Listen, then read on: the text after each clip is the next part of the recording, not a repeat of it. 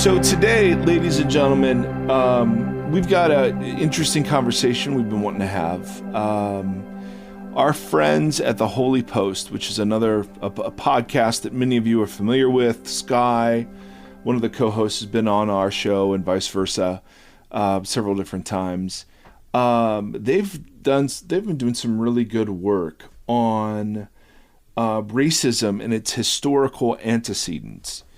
And particularly, and I knew of Phil Vischer, right? Phil is the guy behind VeggieTales. So anybody who had a vaguely, Christian experience or church experience in the 20 years ago, this was what you did in kids ministry. I mean, it was a huge deal. So I knew Phil Vischer, the name, that way. He started the podcast with Sky, maybe 7-8 years ago. They were one of the first, OGs. They were the OGs, absolutely. And Phil has taken on this sort of interesting role in these days as kind of a cultural historian, a popular level cultural historian on race issues and the church's complicity in American racism. And so we wanted to talk to him about that. He produced a video that Tim is going to put in the show notes about what has happened to bring us to where we are now. How did we get here? Really very informative set of videos. If you just type Phil Vischer into YouTube, you're going to get those videos. And they've done some stuff on their podcast about this. So in light of the presidential debate that we just watched and the kind of re-engaging of discussions around white supremacy, we thought, hey, we'd love some of his perspective on this, because very often, at least for me, I live in sort of an intellectual or historical vacuum, right? I think this is kind of the first time we're having these conversations, and I'm just not aware of all of the factors that brought us to this point. So anyway, I mean, we're kind of excited about that. Tim, I know you had some thoughts too about why we wanted to talk to Phil. Yeah, well, I have really appreciated the episodes that they did on their podcast and his videos as well, because I think Phil does a really good job of being data-driven and not emotion-driven. Mm-hmm. And these arguments often for great reason, become emotionally charged, and they turn into arguments, and they turn into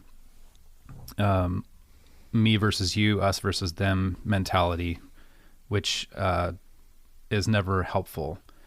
And he does a really good job of just bringing in data. Here's a timeline of events.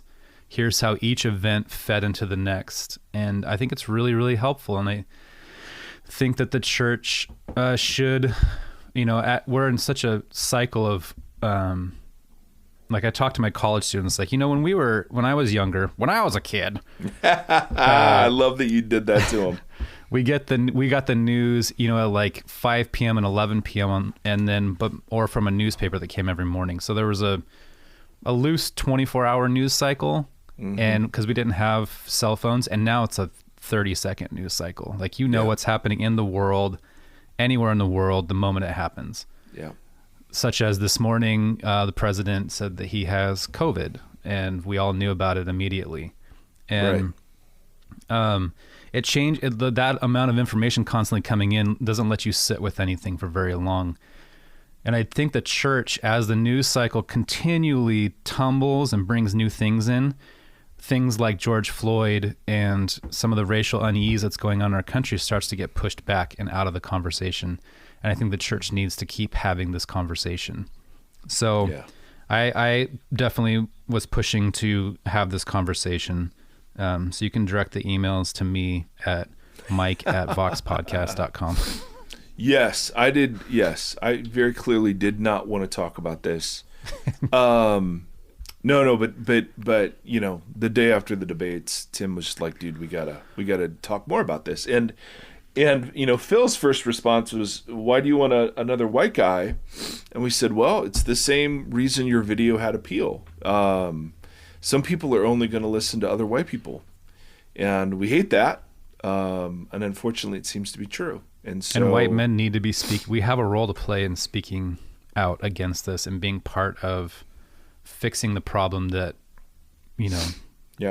white men built. Yeah. Yep. And so anyway, and Phil, it's awesome because Phil got interrupted sort of partway through the interview. And so the beginning is the three of us, Tim and I, Phil talking, and then the ending, it's just Tim and Phil, which, let's be honest, is far more interesting. And so anyway, hope you enjoy it. We'll link all the stuff in the show notes, but it was very, this was very, very interesting, helpful, and convicting perspective. Yeah, and I think it's if we can encourage, if this is something, how do you encourage people in this? If we can encourage you to listen and try to hear the data and that kind of stuff without reacting immediately, and just if you can hold a posture of listening, I think that's helpful. Yeah. I mean, to me, this isn't about being woke. This is about being biblical, and the command, and the more we're in the Sermon on the Mount, the more the commands to love your neighbor, to bless your enemy, to all of those. I mean, not retaliate. I mean, all of that stuff. This is where it plays out, or this is one of the places it's playing out these days. And so, my Jesus following for me leads me into these conversations in ways that I wouldn't naturally go, and so anyway, we just thought it would be an interesting conversation, and it certainly has been that. Hope you enjoy it. Take care, friends, and let us know what you think, as always.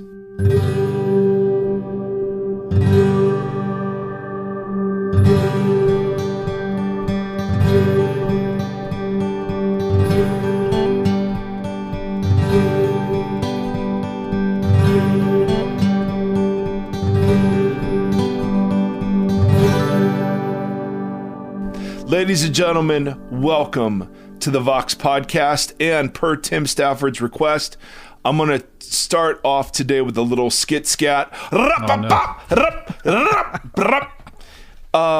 You're welcome. Yep, that was worth it. My son, Nate, has taught me these different ways of talking that are very big among the kids now. And evidently scat is one of them. Well, yeah, just used kind of in weird situations, like, what do you think of that?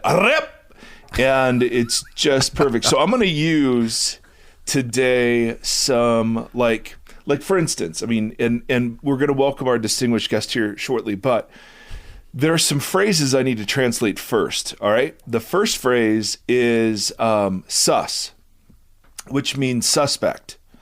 Or questionable. Okay, sketch is a synonym for sus, which means sketchy or suspect. Low-key sus is a phrase, is a verbal phrase that my son uses with great frequency to describe something that isn't overtly questioned, but upon further examination, it becomes sketchy. All right, so low-key sus is key. And then, I didn't know this, but if you stan something, that means you love it. Right? Did you know this? No, well, I mean, all the other ones are abbreviations of the original word except for that. Well, I'm sure stan is something, and it stands for something, but I stan... Isn't it understand? Is that what it is? I don't know. I don't know.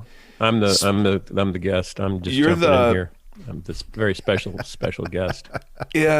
And though we stan you, I don't know that I trust you for the etymology of the teenage words that I am discussing. And what's the hip way to say etymology?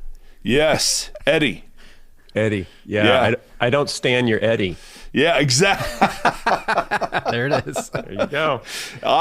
This should be like if we do a PDF handout of the Sermon on the Mount stuff, because it was so much information. We can do an appendix. Yep. Part of the appendix should be, hey, Gen Xers, just so you can low key sus with the herd. Yeah, that was low key sus right there. Pick it up in our pen. Yes, and then we'll stand it. Our guest today is a highly distinguished podcaster who has, and we all know this to be true, personally carried the Holy Post podcast on his singular shoulders for 7 or 8 years. 8. Sky Jethani is the faint echo to Phil Vischer's voice. Mm-hmm. And he's my body man. He's there when I need lip balm, when I need a smoothie. That's primarily what he's there for. Perfect. And there are some smoothies that can do both. Be a smoothie and be lip balm. You have to be careful, but I stand that. Okay. Now, it can be low key sus. It's a little waxy, but it's great for the lips. So Phil Vischer has become a friend. If you've listened to our podcast for any length of time, we're big fans of the Holy Post and grateful for Sky and their work. And Phil's got an interesting history that if you want to speak more on, you can. But Phil recently did this, and if you listen to the Holy Post, this is no surprise. They deal with very relevant topics, and they do a great job with it. But Phil produced and starred in and wrote a video that went viral from the Holy Post page on race, and it was quite good and very enlightening and informative. And why thank you. Yeah, it was really excellent. I mean, and for those wondering why there's still a place for middle-aged white dudes to talk about race in America, this is really Exhibit A. This was a guy who's known in the Christian community as somebody who you're not going to accuse Phil Vischer of being out there until you get to know him, and then that is quite literally the only way to describe him. But here's a guy who has a platform and authority who uses this to really shed light on stuff, some of that stuff I'd never heard before. And so we're excited to have Phil on Vox. Phil, welcome to the show. Thank you so much, my friend. I've been listening to the podcast, not mine. I have to listen to mine. It's required. I've been listening to your podcast for, 2 years, 3 years now, quite a while. Yeah. And it's really interesting. And I think it's complementary to what we're doing, because you're doing different topics with the same kind of approach and mindset. So I really enjoy bouncing back and forth between what we're doing and what you're doing. And I find them both helpful. Well, thank you very much, Phil. We're very grateful for that. And certainly, there need to be more bald people in podcasting, and so we are grateful that you stand us, and we stand you in a very non-low-key sus way. I have hair. I assume you're speaking of Sky. Yeah. Well, yes. That hair has fled long ago. Now, Phil, you're hanging on. I'm hanging on. So I want to encourage people, if you just type in to YouTube like Phil Vischer race. We'll put it in the notes too. Oh, smart. This is the video that will come up. And I'm just going to recap it because you had your chance to sound smart, and so I want to just sound smart by echoing you. Mike's version of sounding smart is recapping your smarts. Correct. Got it. Correct. Well, I got the data for the first video from a class my brother taught. So I recapped what my brother researched to make me sound smart. So you see, smart doesn't have to come from you. That's smart, genius. You pay it forward. Okay, that's genius. Thank you. But so Phil starts out by just noting that, I'm going to quote your podcast back to you, that black households make 1/10 or have 1/10 of the income. Household wealth. Household wealth is what I was saying. Yes. 60% of the household income, 10% of the household wealth. Yes. And you ask this sort of provocative question, like, well, how did this happen? And then in that video, you trace, I mean, really, or your brother And clearly, you're probably the better looking of the two, so they're going to put you on the video. I totally understand that. He's not bad looking. Well, we'll see. He's not bad looking. Well, then where is he? Where is he? He's the dean of a law school, so he has a very important job to do. So he's really he does real stuff. He does real stuff, not this. So that guy channeling Phil, now me channeling Phil's brother through Phil, went through just the history of Jim Crow laws and home ownership and what happened when the suburbs started developing and the way black families were excluded from that and the way jobs moved out there, and then the whole war on drugs and the criminal justice system. I mean, it was literally nothing but facts. And then you invited the goal. The only thing you asked people to do was care. That was it. It literally ended. I'm asking you to do one thing, to care. I wanted to just ask you what was the response to that video? Because I don't know. It seems like one part of me says, "Oh, well, that should be relatively non-controversial. These are true things." I'm imagining though that wasn't universal. Initially, it was pretty universally positive. And here's the thing. If something goes viral, because I'm like, okay, it was a podcast. We did it as a podcast episode first 3 years ago, and maybe, 30,000 people listened to it.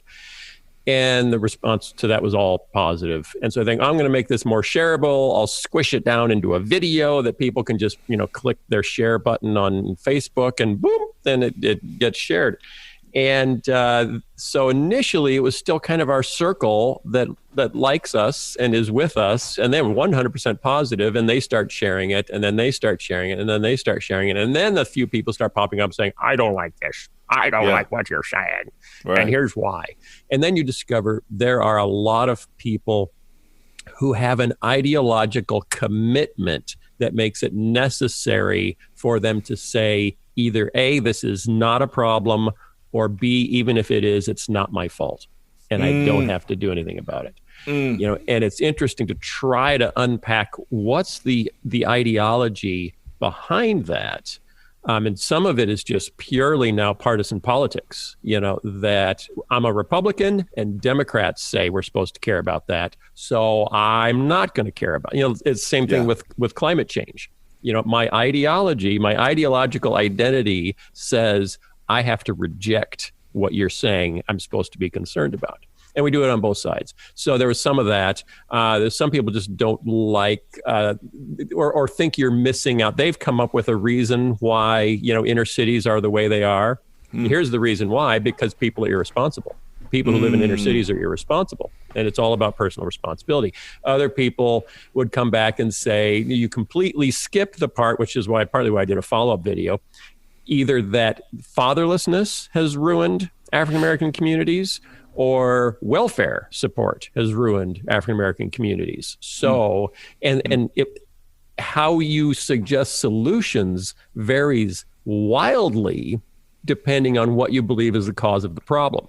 Because if you believe government support is the cause of the problem, you are certainly not going to vote in favor of anything that comes from the government as part of the solution.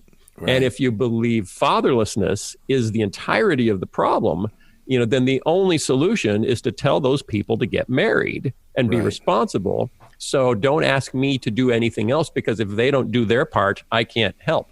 So many of the alternate, and that's kind of why I wanted to get just facts out there. Because if you say, like in the second video I did, if you say that the whole problem is welfare, let's look at the state of the black community before and after the 1960s and see, was it way better and did it get way worse? And if you can support that, okay. If you can't support that, are you willing to consider that maybe your premise is wrong?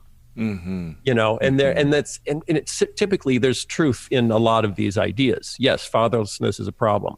Yes, there was a clause in most welfare policies in the 1960s called the No Man in the House clause, that if there was a man, an able-bodied man living in the house, you were ineligible for food stamps. You were ineligible for housing support. You could have 100 able-bodied women in the house, but one able-bodied man disqualified you for all of the programs. And so that put African-American fathers in a position where if they couldn't get work because they didn't have the right skills, because all the factories had closed, they couldn't put food on the table for their kids, the only way their kids could get the benefit is literally if they walked out the door. So obviously that's going to have an effect. But is that the entirety of the story? And is it also a mark of irresponsibility? And that's where you really want to, let's figure out what our presuppositions are, because they might show some prejudice. Right. And let's look at the data rather than looking at our prejudice and just assuming we heard something on TV and that must explain everything. So that's right. That's the goal. How do you respond to people? Because I certainly hear this, because you do make the case, I think quite compellingly in video number 1, that systemic racism is a thing. It's a real thing. And I never use the word systemic racism. No, I never use those words because there are certain words and phrases that we have now politicized. Like, you want to hear another one? Yes. Do you have white privilege? Yeah, that's one. Do you have that? Because if you believe there is such a thing, now a half of America has to oppose you while the other half of America applauds you. And so what you discover is that if you use a phrase like systemic racism has become so politicized that you lose half your audience just by saying it. Right. Yeah. Whether or not you can support it, whether or not it. So I try to avoid using language where I know half of my audience is going to tune out simply because I said a phrase. Right. Rather than talk about the data that might lead you to say, well, maybe there isn't systemic racism now, but there certainly was in the past, and it's still having an impact. So whether or not there is now isn't really the point. The point is, how did we get here? And do I feel any sense of Christian responsibility or Christian hospitality? And do I actually want to help? Do I want to make it better? Yeah. How do you, so excellent point. Let me rephrase the question. Yeah. Granted that systemic racism is real, how... I didn't say that. Did I say that? I didn't say that. You said that. True. How do you respond to people who say, okay, but it's not my fault. I didn't own slaves. I'm not racist. Right. There's a couple ways to go about that. One is assuming that you're talking to a Christian brother or sister. Let's start there. If your neighbor's house is on fire and you didn't do it, do you feel like you don't have to do anything? Because we spend so much time pointing at the fire saying, yeah, but I didn't start it. I didn't, and people inside the house are yelling, help. Right. It's like, I did not start. How is that Christian? So many of us are reacting to the notion that we're being blamed for something.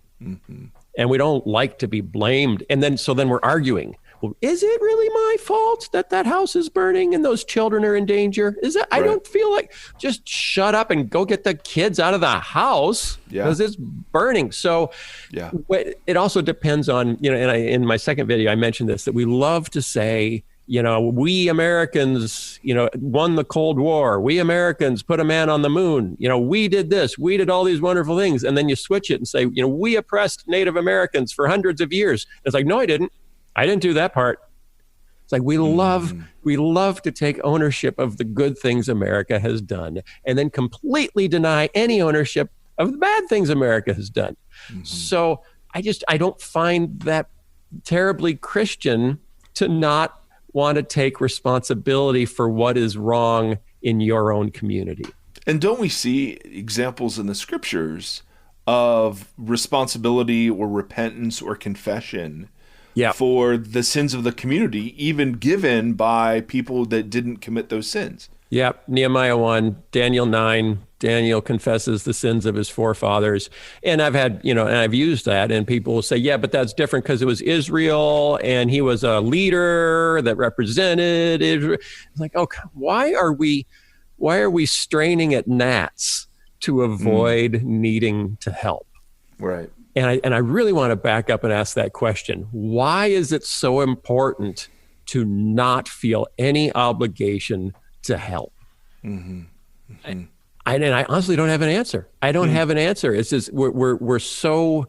In some cases, it's because of the news we watch, the TV we watch, which cable channel we watch, and people are mad and saying, that, oh, you think white people cause all the problems of the earth, and white people are terrible, and white people are evil. It's like, let's just forget about who's to blame, and stop just using white to represent everyone who isn't black, because that's dumb. Let's just, I'm Swedish. Are the Swedes, do they have a long history of promoting racism? Yes, ABBA.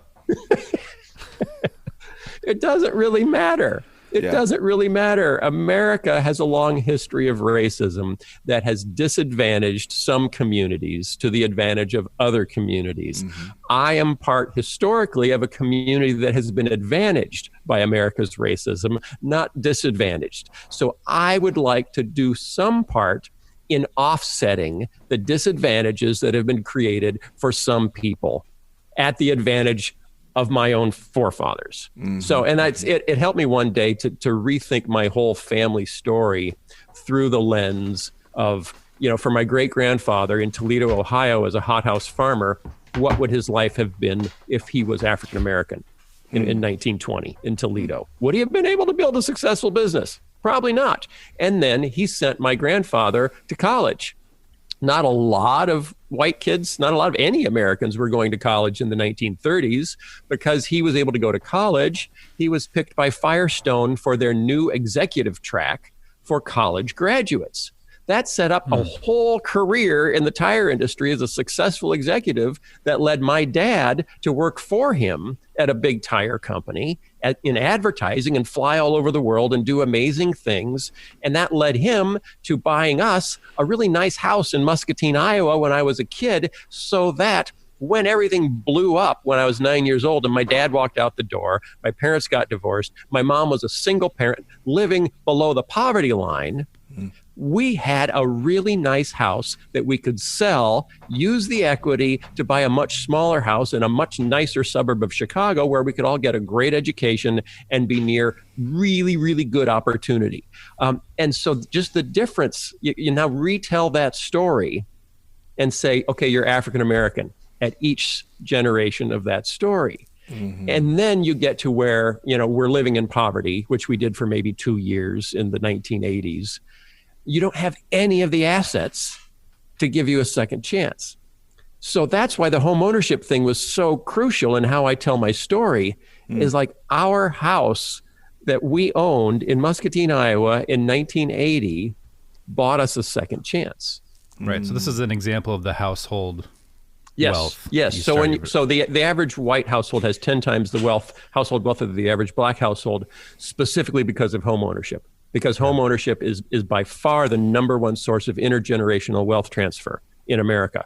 And black households generally don't own homes at nearly the rate of white households because we didn't care if they did, so we didn't underwrite black home ownership. We actually discouraged it. And why did we encourage white home ownership and discourage black home ownership? Because in the 1930s, we were worried about white people that were poor being too empathetic or sympathetic to communism, to the Russian Revolution. The workers of the world unite and rise up against your oppressors. And we thought, wow, there are a lot of poor white people in America. They might really like communism. This could be a problem. Well, what's the best way to make someone not like communism? Make them a homeowner. If you own property, you don't want to be a communist anymore. So we went out of our way to encourage white people, poor white people, to be able to move up the ladder and own homes because we didn't want them to be communists. Why didn't we want black people to care about not being communists? Because they have no political power. Doesn't matter if they want to be communists. They don't have any political power. So it's, so much of what we've done, the civil rights movement finally moved, not because suddenly we were compassionate, suddenly Kennedy and, Johnson and those guys were suddenly compassionate where presidents hadn't been before. We finally moved on civil rights because the Soviets were using it to make us look terrible.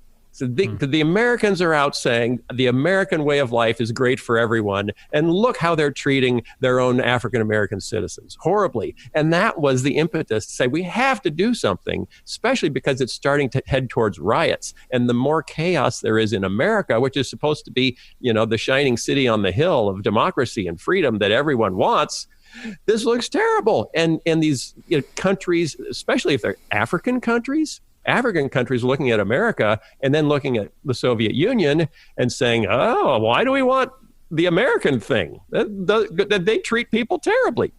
So, you have to recognize kind of the motives behind even the good things we've done aren't always all that good. I don't know if you've ever done something the right thing for the wrong motive. I don't know if you've ever done that. Nope. Yeah. A lot of people complain when you talk like this. I knew that about you. That I have to reject what you're saying because you're making America sound like a terrible place.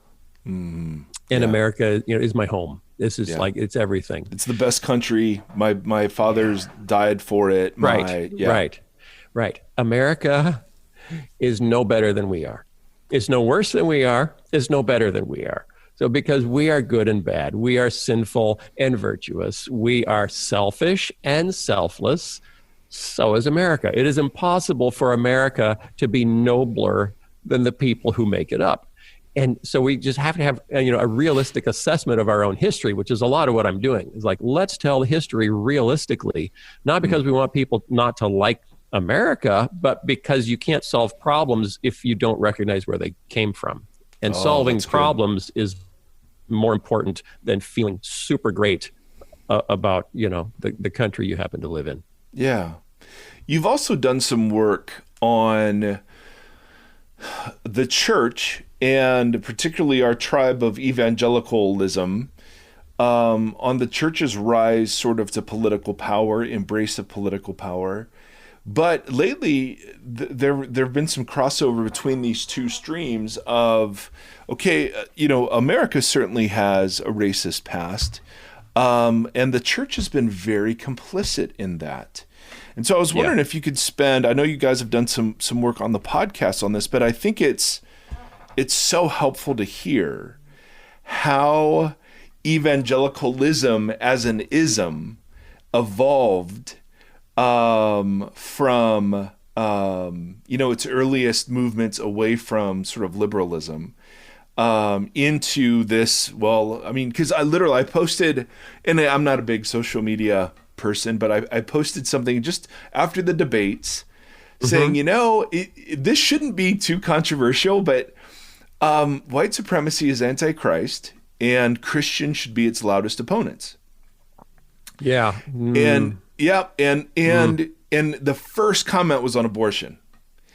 And first freaking comment was on abortion. But abortion. Yes. And then it turned into, well, who's more racist, Biden or Trump? And so it was completely disheartening. Yeah.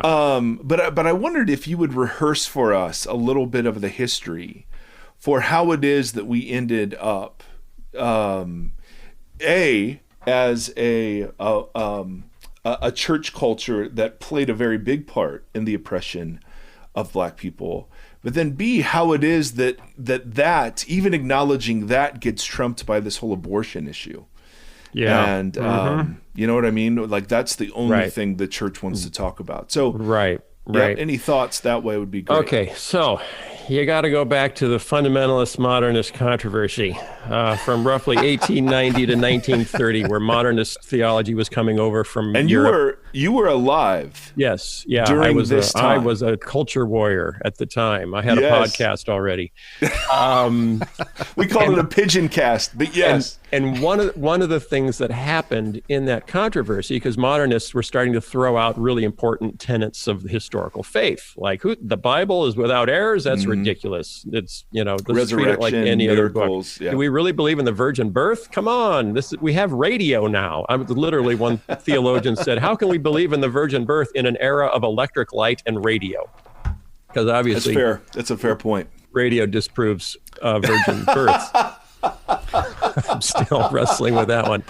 So the reaction was fierce. Obviously, it was a war. It split whole denominations, it split churches. one of the things that happened out of that was unfortunate is that modernists, which kind of turned into mainline, mainline Protestantism is either became modernist or accommodated modernists. Modernists started to question the value of conversion in missions. Like, it's great that we're helping people around the world, but why are we trying to, force them all to change and become Christians? Yeah. And so there was actually a report, so we need to stop that. And it was in some of the top missionary sending groups of Presbyterianism and some other major denominations where they said, we recommend missionaries no longer convert people, but simply work for their social benefit. And so fundamentalists reacted the other way, said, no, actually conversion is the whole point. That's what we want to work towards, is conversion.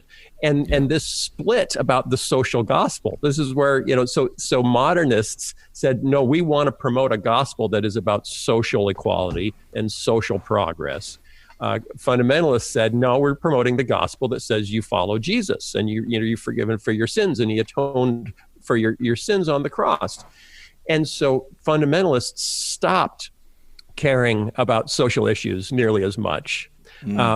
Because it was considered modern. You're a modernist if you care about social issues. And that led to a kind of a pulling away from culture. It was about the same time that fundamentalists all embraced premillennialism. So most evangelicals had been post-millennial throughout the 19th century, which said, hey, we're headed towards a time where we're going to have 1,000 years of Christian peace and prosperity, and then Jesus is going to come back. And a big part of making that happen is social reform. So all evangelicals were fighting for social reform. We got to get rid of alcohol. We got to get rid of prostitution, child labor. That's terrible. Abusing animals. That's horrible. Evangelicals were fighting for all of those things until we switched to premillennialism and said, actually, the world's just going to hell in a handbag and Jesus is going to come back and fix it. So, and we're out of here. Screw that. Yes. And that's where fundamentalist theologians started saying that all this social stuff is like polishing the brass on the Titanic, was a quote. Yep. So we pulled away from the social stuff. Modernists became the main line who cared about the social stuff. And then as African-American issues come up, the African-American church did not split like that, primarily because neither side of the white church wanted them to come along. It's like, we don't really want you over here. And then the main line says, well, you have your own denominations. You're fine. So African-American churches never had the privilege of not having to care about social issues, because this was all happening at the same time as the KKK was at its peak. So think about that, and churches being burned and people being burned. You did not have the privilege of saying, we only care about gospel issues. We don't care about social issues, because the guys in the white pointy hats are coming for your church right now. And we just, and then because fundamentalism was kind of headquartered in the South, which was still very segregationist, racism and fundamentalism kind of got tangled up in rather distasteful ways. With Bob Jones University being a great example of not only, you will find no modernists here, you will find no Darwinists here, and you will find no black people, just so you're comfortable coming to Bob Jones University. And that lasted in some form or another until the year 2000, some restrictions, against what blacks could or couldn't do. So that made the evangelical church, especially in the South, fairly complicit with maintaining the status quo. So when Martin Luther King comes along and he's preaching about equality, and this is in the middle of the Cold War, and this is right after the McCarthyism, and I think people that preach about equality are Marxist, and we probably should keep an eye on them. So the CIA has a file on Martin Luther King, and they're pulling in civil rights leaders to testify in front of the Committee on Un-American Activities. Were you a card-carrying communist at any point in your life? So a lot of conservative Christians like me and you and our parents and our grandparents were very uncomfortable agreeing with the civil rights movement because it was painted as Marxist. Does that sound familiar? It's exactly where we are today, with conservative Christians saying, I can't march with Black Lives Matter because I heard that's Marxist. And I can be, The only thing worse than being racist is being Marxist. So I cannot go out there because my friends will think I'm Marxist. So we ended up getting tangled up with a huge culture war where fear of communism and fear of integration all got wrapped together. And anyone who wanted to integrate racially was probably also a communist and needed to be opposed. And it really did damage to the church and to the witness of the church. You know, and if you ask today, why do almost all white conservative Christians vote Republican and almost all black conservative Christians vote Democrat? It's all wrapped up in who was afraid of what and what were we afraid of more. And African Americans were more afraid of not being able to vote. We were more afraid of, I think that people that are worried about not being able to vote are probably communists. And we need to oppose that. So it's a big mess. But oh my goodness. Yeah, it's theology, eschatology all played a role in our reluctance to help fight for justice. How did the abortion issue become the focal point of evangelical efforts for justice? And beyond that, we don't care about much. Yeah. Jerry Falwell Sr. was entirely opposed to political activism for Christians in the 1960s. Thought it was wrong. It distracted from the gospel. Yeah, it was the classic fundamentalist position. He also started what you call today a segregation academy, which is a private school for white parents who are frustrated that their public school has been integrated. And they popped up all over the South, hundreds of them. So he started one in Lynchburg, Virginia. Unfortunate name, that. Yes, that is. It was a man named Lynch, not an activity at the time it was named. So he had a segregationist academy. He was close friends with Bob Jones Jr. and Bob Jones University. In 1974, the IRS filed a lawsuit against Bob Jones University saying, if you do not integrate your school, you're in violation of the Civil Rights Act. Even though you're a private school, we still believe you're in violation of the Civil Rights Act, and we're going to reject your tax-exempt status as an institution, which puts your, for a church or a school to lose your tax-exempt status really messes with your finances. The Jones family believed in segregation so much that they still wouldn't integrate, and they actually lost their tax-exempt status. Then the IRS turned to all these segregation academies and says, and we're going to apply the same standard to you. If you don't take intentional steps to integrate, you're going to lose your tax-exempt status, which would have put most of them out of business. That's when the moral majority was started. That was actually the impetus for Jerry Falwell Sr. and Paul Weyrich, his partner, to start the moral majority. Saying we have to get active in politics again. We can't sit on the sideline. If the federal government can come and tell us how to run our private institutions, then we're really not free to practice our religion. And unfortunately, segregation was a big part of their religion at that point. So can we pause right there for a second? Yes. Without you losing your train? Because I just think that there's such this train of thought, because you guys did this really well on your podcast, this back and forth between the fundamentalist and the evangelical movement and the way that those splits happen and how where you're leading right now. Hey guys, I forgot about this. My wife is supposed to be doing something on Zoom with a church in 10 minutes. Okay. And she's texting me. We don't listen. I know. So we don't want you in trouble, Phil. I need to take a break, and we need to finish this later this afternoon. Is that possible? Yeah, we'll figure out something. Okay. We'll do part one. I scheduled this, apparently not coordinating with her. That Shocking. never happens to us. That never has happened Yes. ever in the history of hold marriage. that thought right where you were.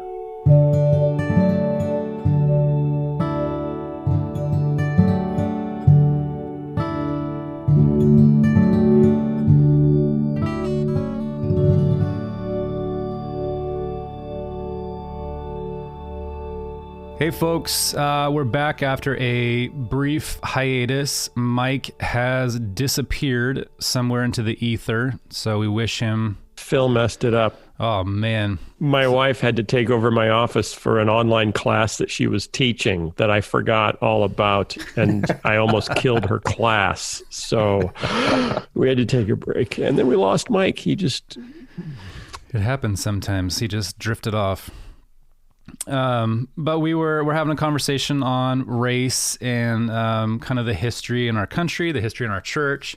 And Mike had just asked a question about abortion and kind of how that has become like the sole issue that we, as and Christians, I hadn't quite gotten to that point yet. I was about to get to that point because the moral majority, as we talked about, really came about when the IRS filed a lawsuit against Bob Jones University, and it became clear that the federal government was not going to let conservative Southern Christians run private institutions however they wanted to, if the way they were running them violated the Civil Rights Act. And at that point, so that was the birth of the religious right, which then wanted to get all Christians into it, not just Southern segregationist Christians into it.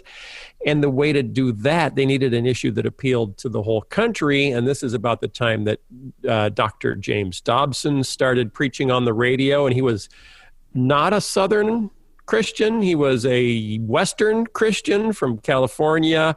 And he picked up the abortion thing. C. Everett Koop, the Surgeon General of the United States, wrote a book with Francis Schaeffer, also picking up on the abortion thing. And this is 79, 80. So this is actually, 7 years after Roe v. Wade. But all of a sudden, everybody said, hey, wait a minute, abortion, that's bad. And that became the issue that brought together Southern fundamentalists and Northern evangelicals into one political coalition that now at that time, Gallup did a survey. Everyone was trying to figure out how to define evangelical. Gallup decided the way to define it was anyone who says they've been born again is an evangelical.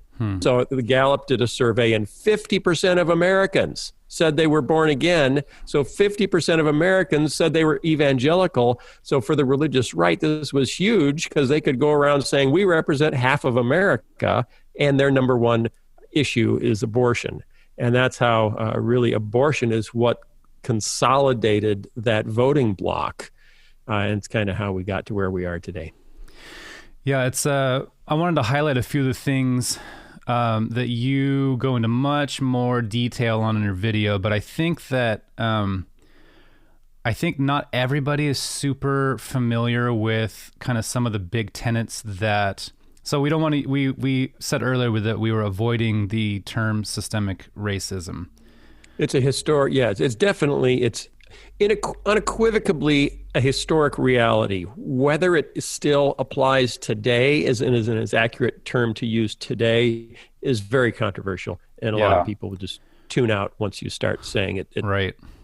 exists. But there are definitely some systems that were put into place that had massive impact, and that impact continues to ripple through generations. Right.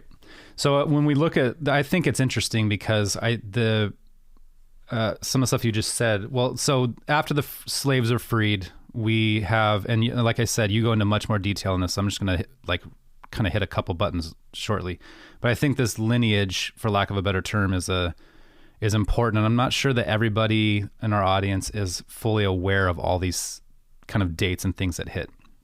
And I think they're really important to know when we're talking about this topic today, because there is a whole through line that kind of led us to where we are. And I think that it's good to have this data to understand why, things are the way they are, why where we're at. So after the slaves were freed, we had something called vagrancy laws come into effect. Yeah, after Reconstruction and federal troops left the South, a whole raft of laws were passed to try to return, in some cases, the white minority, because there were many counties in the South where whites actually were in the minority after the Civil War, which meant they lost political power. If you're now a minority and the majority can vote, that's trouble. So and also they needed a labor force again. They just lost their labor force. So there were vagrancy laws, which basically said if you don't have a job, you can be arrested. You can be arrested for not having a job. And then when you're arrested, we're going to rent you out to plantations to work as laborers, and the money comes back to the government, or a tiny bit goes to the laborer. Right.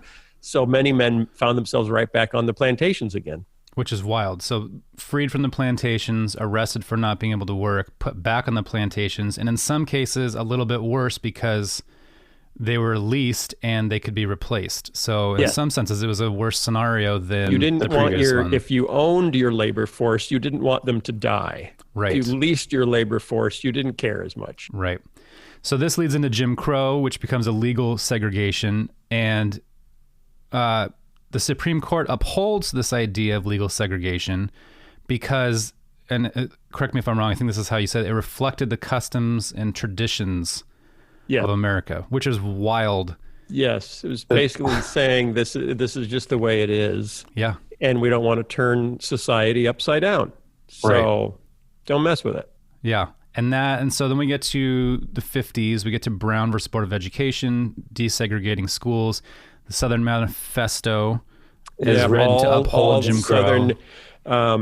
All Democrats in the South were, not all, most Democrats in the South were very conservative and pro-segregation. Democrats in the North were becoming increasingly urban and more liberal. So both parties had liberal and progressive wings up until about 1970, 1975. So Southern Democrats were trying to block all civil rights legislation, basically put things back the way they were before Abraham Lincoln messed their lives up so much. And that went on for 20 or 30 years of trying to resist all that change until finally, President Johnson, following Kennedy's lead, said, no, we're going to pass major civil rights legislation. And it was progressive Republicans and Northern Democrats that came together to pass all of that stuff. And that is what led many Southern Democrats to say, well, I'm done being a Democrat. And the South started turning from blue to red over the next 20, 25 years. And that Southern Manifesto era helped lead to this idea of segregation academies, which is something that you just brought up. Brown versus Board of Education. If our public schools have to be integrated, well, then that simple solution will just pull all of our white kids out of the public schools. And there was a area of Mississippi where the local public schools in one year had 750 white kids. The second year had like 30 white kids. The third year had 0 white kids because their parents pulled them all out and put them in private Christian schools.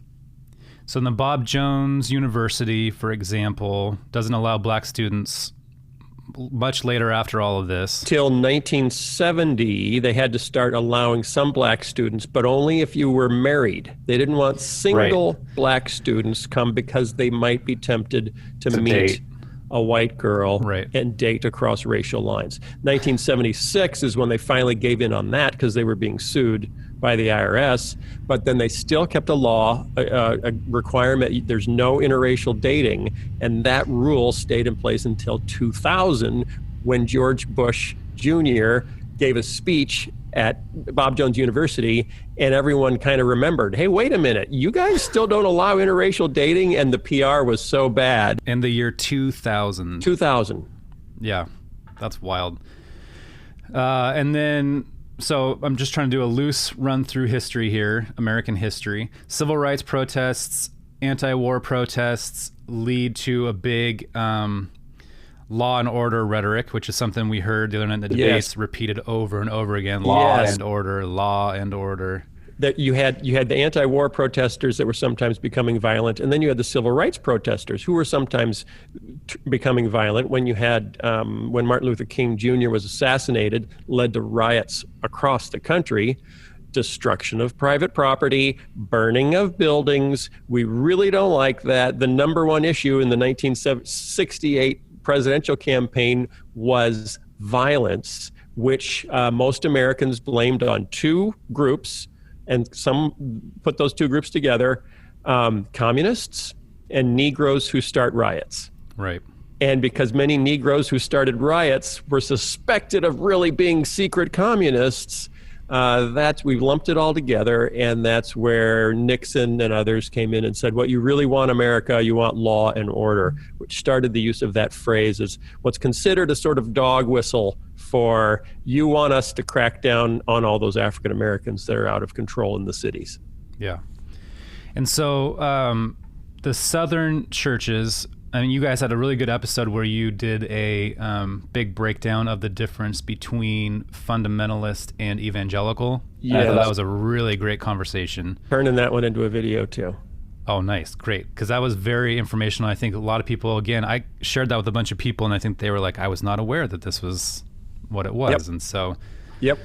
So we won't spoil that too much. Yeah, that goes back to the modernist fundamentalist controversy around the turn of the 20th century, and fundamentalists were hanging on to the Bible. Modernists were kind of, this part doesn't make any sense. This part doesn't make any sense. And fundamentalists clutched the Bible so close that they just started ignoring everything else. And then there was a middle way, a third way that was called the neo-evangelical way, and Billy Graham was the face of neo-evangelicalism, that said we want to hold to a high view of the Bible like our fundamentalist brothers and sisters, but we don't want to turn our backs on the world. We don't want to turn our backs on science and the life of the mind, and so like our modernist friends. So we want to be in the middle. We want to create a third way, and they called that neo-evangelicalism. And it was Fuller Seminary was a neo-evangelical school. Wheaton College was one of the birthplaces of neo-evangelicalism. Billy Graham became the face of neo-evangelicalism. Christianity Today magazine was the mouthpiece of neo-evangelicalism. And so there were three strands of Protestantism in North America for about 50 years. There was mainline Protestant, neo-evangelical, and then fundamentalist. And what happened with the rise of the religious right in the 70s and 80s is that basically the fundamentalists re-entered politics, dropped the name fundamentalist. No one calls themselves a fundamentalist anymore. Right. Have you ever met a fundamentalist? No, they're still here. Assumed the name of evangelical. And that became now a blanket term for all conservative Christians, which completely destroyed, that middle way of what right. Harold Ockenga was the guy who started neo-evangelicalism. What he and Billy Graham and others were trying to do just got wiped out by Jerry Falwell Jr. or Sr., James Dobson, and others who just said, we're all evangelicals, 50% of America's evangelicals, and we're going to elect the next president. Now, does that the uniting the clans? Yes. Like them coming together in that, and it, in a lot of ways happens around the issue of abortion. Yeah. Yep. The idea of the issue of abortion and the idea that America was generally in a steep moral decline, and we are the moral majority. Right. Most Americans don't like, and it was feminism, it was gay rights, which was starting to pop up here and there, and then abortion. So those things, the sexual revolution, the gay rights revolution, women's lib, abortion, were all kind of symptoms of the same disease, which is America's going to hell in a handbag.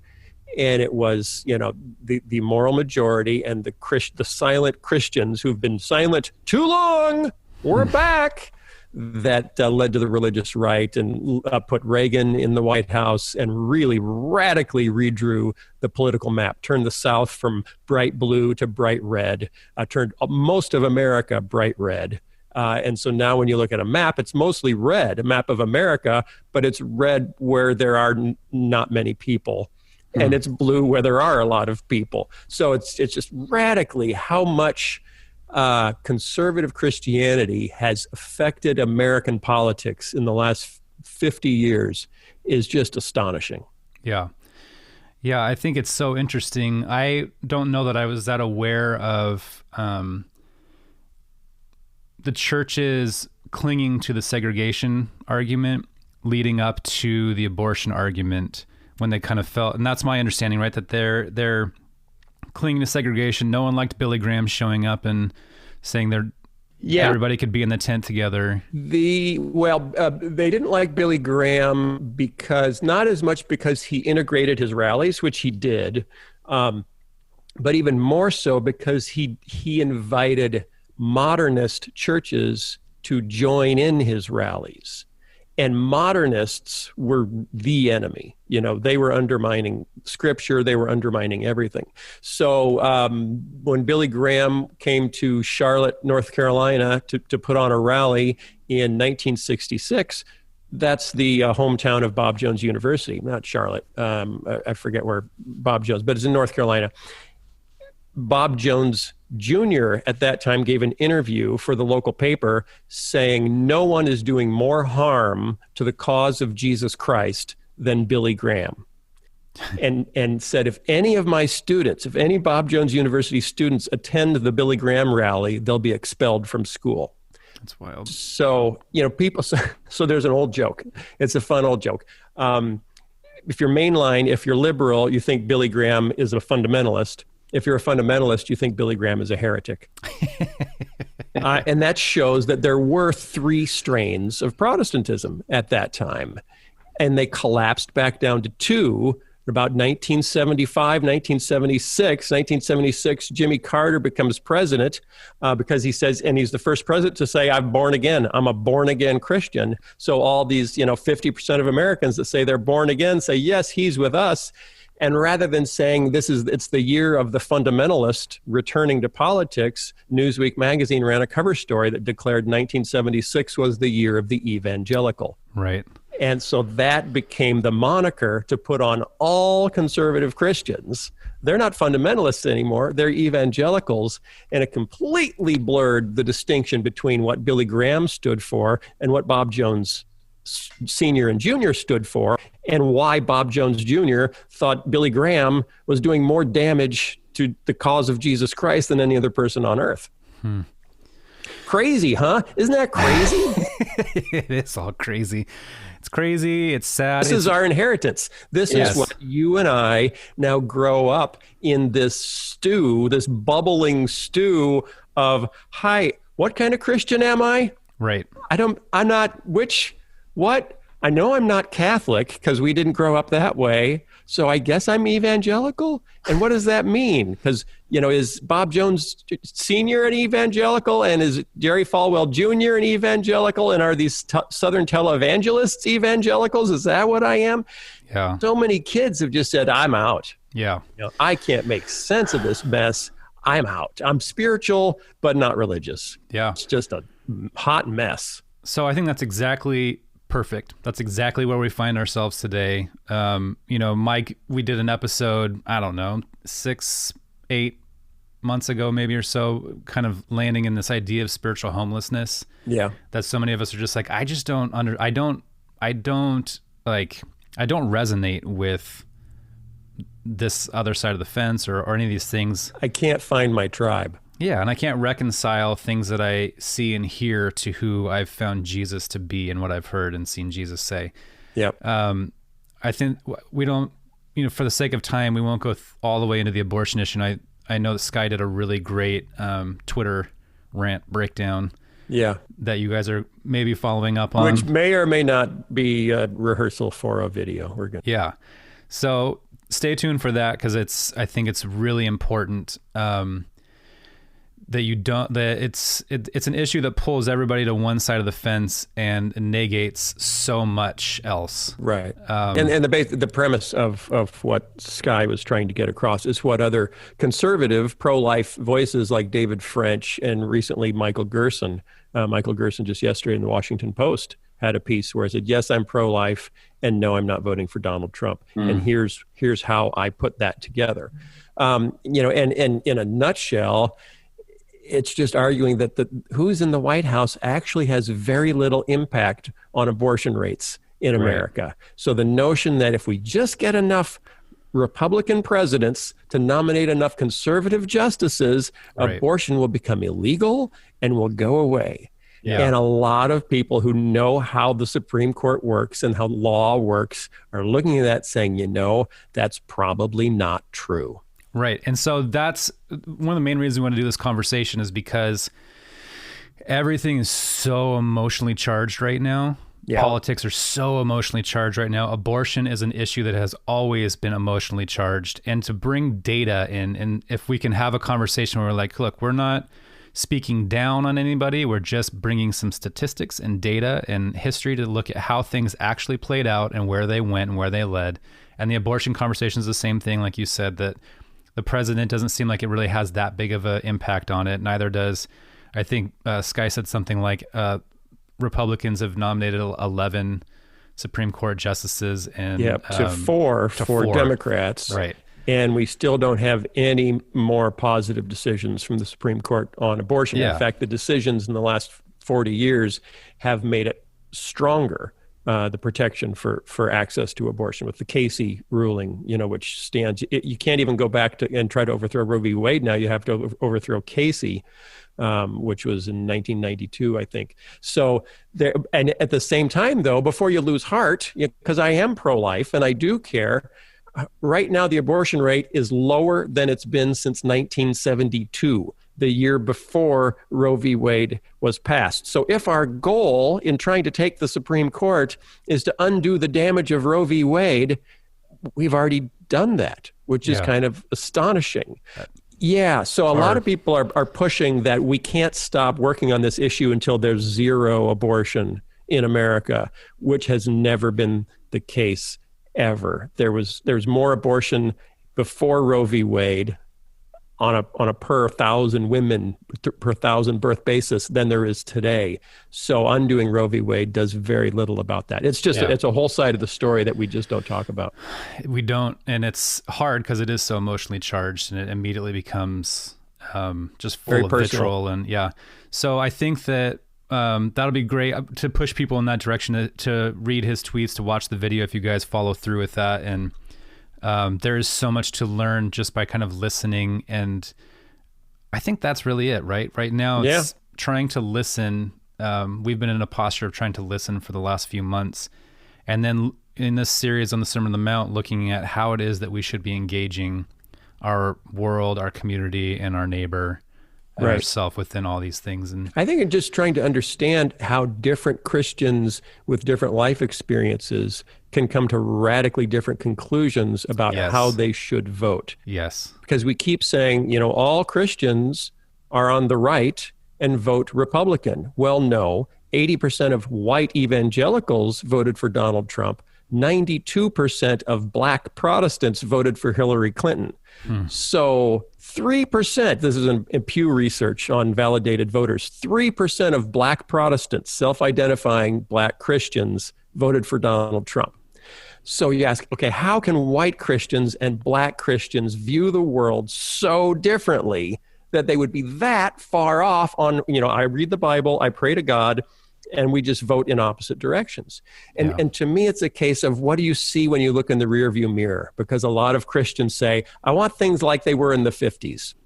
Why can't we, before women's liberation, yes, before Roe v. Wade, before all this bad stuff happened, why can't we go back there? And when we look in the rearview mirror, we see happy families running out of church with their kids, going to school where they could pray in school and not being able to get an abortion, and having no gender confusion about what bathroom you're going to use. When African Americans look in the rearview mirror to the 1950s, they see fire hoses and German shepherds being unleashed on them, and church bombings and lynchings. Yeah. So who wants to go backward and who wants to go forward? And when you say, okay, why do black Christians vote for progressive politicians? Well, because they have the sense of that's how we've gotten to where we are, is by progressing, and we need to keep going. White Christians vote for conservative politicians because we say we're losing all the things we love. We need to conserve what we have left and go backwards. That doesn't mean any of us is reading the Bible wrong. It just means we're taking a very different historical experience as we look through what we really want to value. Oof. Yeah. So I hope that this conversation is, I don't know if encouraging is the right word, but is enlightening. I think it's encouraging because the younger generation of even just evangelical Christians is growing up in a more diverse world with more diverse friends. Yes. And they're in a better situation to hear stories that are significantly different than their own stories. Yeah. And make decisions that are based on a more pluralistic view of Christianity. Yeah, as Mike That's would say. encouraging to me. Boom. I thought he was here for a second. Just for 1 second. Phil, thank you for coming on and sharing your wisdom. And I do hope that this is encouraging for folks, and especially in this season, as we're in the last 30 days of a very contentious political season. Maybe not the last 30 days, but leading up to an election thereof. But that we can continue to have these conversations and listen to our neighbors and learn what it really means to love our neighbors in this time period. And thank you so much for popping in. Thanks for having me. Thanks, Mike, wherever you are. We'll see you guys next week.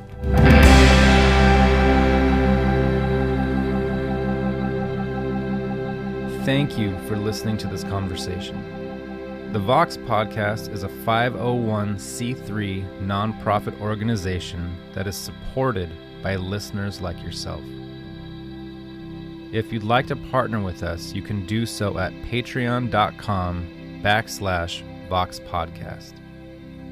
You can also engage with the hosts on social media at facebook.com/Vox Podcast, on Instagram at Vox Podcast, and on Twitter at Mike Erie.